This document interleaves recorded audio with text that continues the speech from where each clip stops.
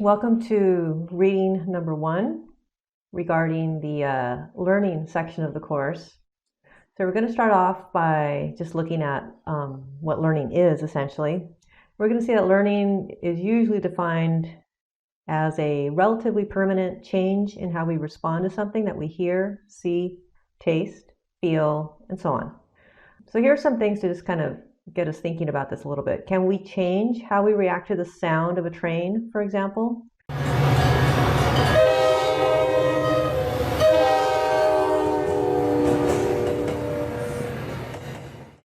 So does our reaction to the train depend on where we live or what we might be doing? And I think if we start thinking about this, we can see that there are certainly modifications to our reactions, certainly be really important factors in what our reaction is. Can we learn to associate two separate things together so that when we see or hear one, we can come to expect that the second is going to follow? So for example, a train whistle may precede the light turning red as you're about to enter an intersection, and the rail guards may drop, meaning that you're going to have to stop and wait for the train to pass.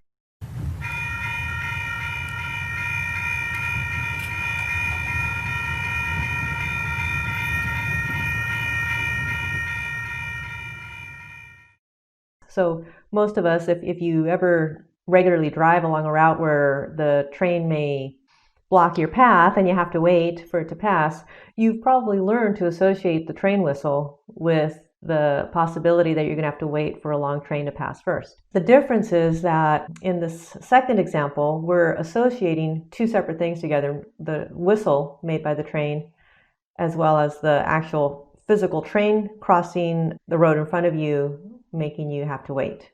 In the first example, it's really just our reaction to the sound of a train. If you've ever stood by the train tracks when the trains come by, it's really noisy and it shakes the ground and so on. And so our reaction might really depend on, where you live. Do you live where there is a train that comes by every day? I bet if that's the case, you'd probably stop reacting to the train very much. Does it depend on what you're doing and so on? Are you trying to sleep? Are you trying to read? Or are you in the middle of a social gathering, some kind of little party and you're not bothered by the noise? Those are the kinds of issues that we're going to be looking at, is what are the different factors that can sort of influence our reaction to something fairly simple in this example, like the presence of a train. In this first reading on non-associative learning or instinctive behavior, we're going to really stick to the first example where it's just our reaction to the train.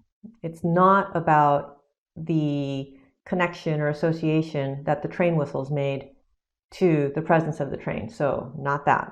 This is really just a reaction to a single stimulus. And we're also going to take a look at instinctive behaviors, especially in other animals.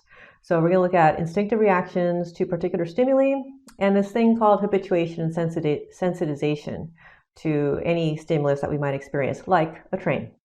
Starting off with instincts, we're going to see that animals are guided by instincts, and we can sort of classify the sequence of events. An animal's behavior can be referred to as a fixed action pattern. And a fixed action pattern, FAP, is an instinctive response that is released by the presence of an effective sign stimulus. In other words, the animal is always capable of making that response, but he's being held back. He's not engaging in that behavior. Why? He needs to see that sign stimulus, the thing in the environment that will activate the fixed action pattern. So here we see the definition of a sign stimulus. It's a distinctive environmental event that activates the fixed action pattern, allows it to occur. Without the sign stimulus, the response is normally blocked. The sign stimulus releases the fixed action pattern and stimulates what's called an innate releasing mechanism, allowing the animal to do what it's going to do, to make its response. So here we have an example from a herring gull. So we can see that the gull, kind of like the ones that are in our area, they will often have a red dot on their beak. That red dot is not just decoration. If we look down here at the bottom picture, we can see that it's a critical part of the gull's feeding behavior. So a chick will respond to the presence of that red dot by pecking at it. And then when mom or dad experience their chicks pecking on their beak, where the red dot is, they will regurgitate their food into the chick, allowing the chick to eat. So here we can see the baby chicks approaching the parent and trying to peck at the red dot on the adult gull's beak. Let's take a look at this from the chick's perspective. The chick's fixed action pattern is to peck in the hopes of getting food. But it's not going to be pecking everything. It waits essentially to see this red dot on an adult gull's beak before it starts pecking. So the red dot is the sign stimulus. The chick's pecking on the red dot is the fixed action pattern. Now, from the parent's perspective, they're ready to regurgitate their meal, but they are waiting for their sign stimulus. Their sign stimulus is their chicks pecking on their beak. And then that triggers their fixed action pattern to regurgitate. So you can see in this nice example, the two fixed action patterns go very well together. One allows the chick to initiate feeding, and then the other one allows the parent to go ahead and feed their offspring. Another example of a fixed action pattern appears in territorial defense in fish. So let's just take a look here at this chart really quickly. We can see here that we are starting off with a broad reproductive instinct. So this includes a lot of different things that are required for reproducing if you happen to be a male stickleback fish. So just a particular type of fish called a stickleback, and you're a male. So the reproductive instinct includes things like fighting, because you have to fight off other males, nest building, mating with the female, and then care of the offspring. These 4 different instinctive behaviors then are also linked to more specific actions. So for example, in the case of the fighting, we see that the male can chase, can bite, and he can threaten other males. In terms of nest building, he can dig, he can test the materials available for his nest. Boring into the ground and gluing are the different responses that a male will make as part of his nest building. We can look at this and think of it as a sort of hierarchy, where at the top here we have the very broad instinct that's involved, that's sort of governing all of these 4 different possibilities. And then on this other end, where we have the consummatory act, it's the actual actions and behaviors that, in this case, our male stickleback fish is going to do. It's what he's actually doing. And we're going to see that we can modify some aspects of this, but we typically cannot change the form of the consummatory act. So we can't change how a male chases or how he bites or how he threatens, for example. But we can make some other modifications here that we'll see in a little bit. So let's take a look at the male stickleback and how he fights off other males to defend his territory. So here we go. We're going to start off just looking at these 3 different stimuli. Now, the first one is a real fish, but it's dead, so it's not going to move. But this is a female fish. The males have an orange stripe on their belly, on their bottom half. So this is clearly not a male, it's a female. And so she's going to be kind of like the control stimulus that is used to see how a male would react to a female or to a non-male. Here we're going to see that they're going to use sort of a model of a male stickleback. Looks roughly like the male stickleback and has the orange stripe on the bottom. And here they're testing to see if you have an orange stripe on the bottom, but the shape is pretty different. It's no longer really the shape of a fish, or at least not a male stickleback fish. Will the male still react and fight it off? So let's take a look.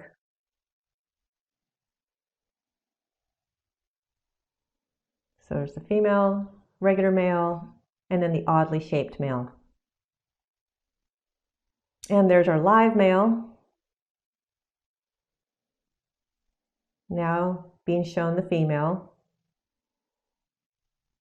No fighting.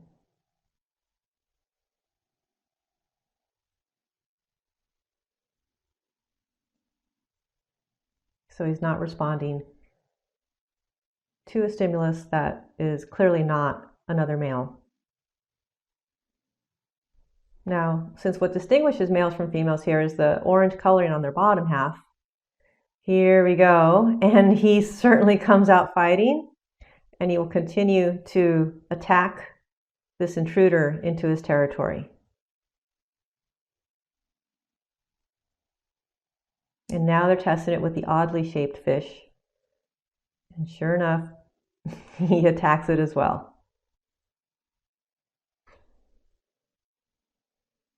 So we can see that in this example, the male chased and possibly bit and certainly threatened another object that contained the sign stimulus for fighting. In the case of a male stickleback, it was that orange stripe on the bottom half of the object. And we saw that it didn't matter if that orange stripe was on a fish-looking object or on a shape that was really different from what a typical male stickleback looks. Why? Because he's really just looking for this particular stimulus, an orange stripe on the bottom half of the body.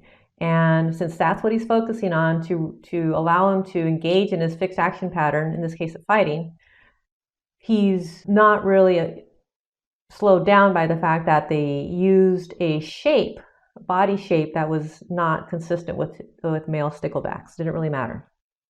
But anyways, we've seen now two examples of sign stimuli releasing a fixed action pattern. Here in the case of the gulls feeding, the sign stimulus is the red dot. The fixed action pattern is the chicks pecking the red dot and then being able to feed as a result of that. And then we saw with the male stickleback seeing the orange stripe on the bottom, that's the sign stimulus, which releases the fixed action pattern of his chasing and biting and threatening behaviors.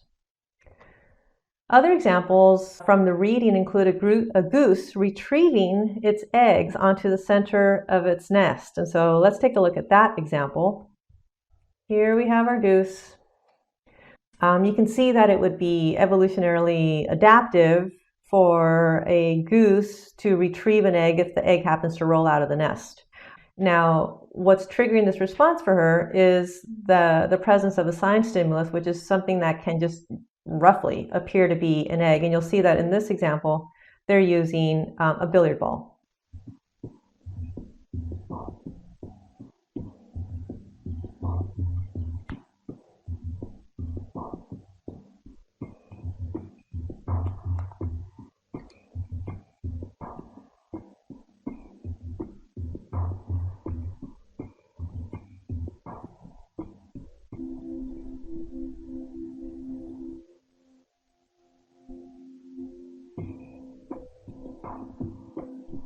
An egg needn't be white or even egg-shaped.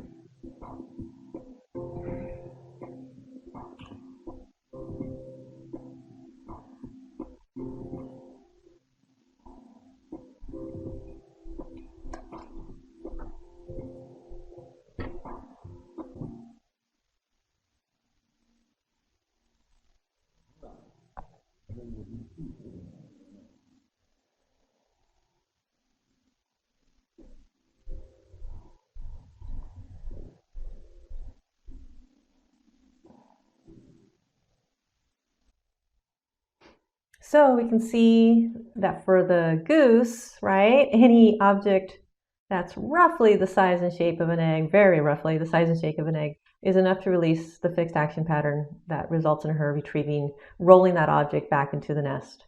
Another example from your reading is the male Siamese fighting fish. So they only fight when in the presence of another male. Not that different from the male stickleback, right? So seeing another male triggers ritualistic aggression, but not fighting. They have to be actually in the physical presence of another male to actually fight.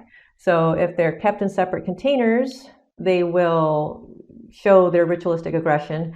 The presence of a male, seeing another male, is the sign stimulus, which releases that fixed action pattern. But if the male is right next to them, that's when they will actually fight.